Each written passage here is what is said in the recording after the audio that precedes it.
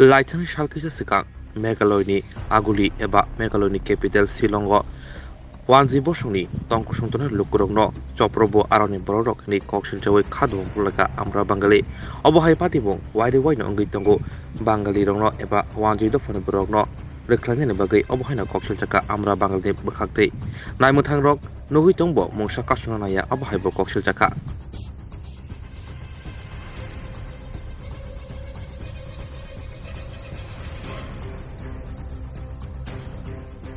আমরা আমরা বাঙালি দলের পক্ষ থেকে এই যে গত 28শে অক্টোবর আপনারা জানেন সবাই শিলংয়ে মেঘালয় রাজধানী শিলংয়ে উগ্র বাঙালি বিদ্বেষী একদল লোক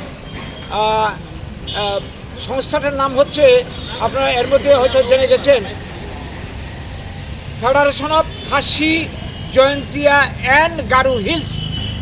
এই ফেডারেশনের এই সংস্থার কতিপয় লোক চাকরির দাবি করে আসলে আড়ালে এটা অজুহাত।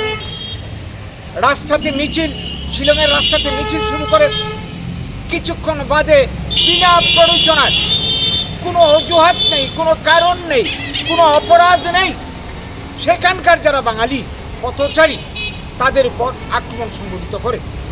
তাদের আক্রমণে 50 জনের মতন বাঙালি পথচারী সঙ্গে 1-2 জন অন্যরাও রয়েছে মারাত্মকভাবে আহত হয়।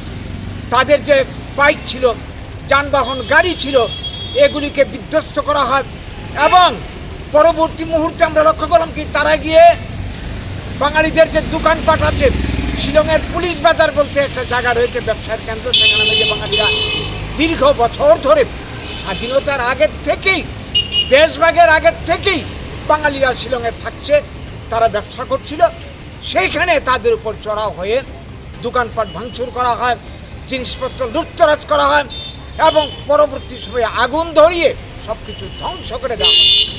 আমরা দেখেছি, আপনারা দেখেছেন, আপনার ভিডিও ফুটেজে বেরিয়ে এসছে, অস্বীকার করার নেই। সেখানকার মেঘালয়ের পুলিশ দাঁড়িয়ে থেকে সব ঘটনা প্রত্যক্ষ করল, কোনো প্রতিবাদ করেনি, যারা আক্রমণ করছে তাদের আটকায়নি। তো এই যে ঘটনা পরিষ্কার, এটা একটা পূর্ব পরিকল্পিত বাঙালিকে মেঘালয় ছাড়া, আসাম ছাড়া করার জন্যে। অবশ্য এই ধরনের আক্রমণ এইবারই নতুন নয়, এর আগেও ইছাবাজার এবং মেঘালয়ের বিভিন্ন জায়গাতে সেই স্বাধীনতার পর থেকে বারবার আক্রমণ হয়েছে। গত বছর আক্রমণ হয়েছে, প্রতি বছর বারবার আক্রমণ হয়। এটা একটা প্রি প্ল্যান, যেটা চলছে ত্রিপুরাতে, চলছে অসমের বুকে, চলছে গোটা উত্তর পূর্বাঞ্চল মণিপুর সহ বাঙালিকে ভারত ছাড়া করার জন্য বিদেশি আখ্যা দিয়ে এই যে বিষয়টা একটা গভীর ষড়যন্ত্র, একটা চেইনে, শৃঙ্খলে বাঁধা এই সবকটা রাজ্যের বাঙালি বিদ্বেষী সংগঠনগুলি। আমরা আজকের দিনে দাঁড়িয়ে এই যে ঘটনা উপর্যুপরি ঘটে চলেছে, আমরা তীব্র প্রতিবাদ করছি। আমরা মেঘালয় সরকার সহ কেন্দ্রীয় স্বরাষ্ট্রমন্ত্রীর কাছে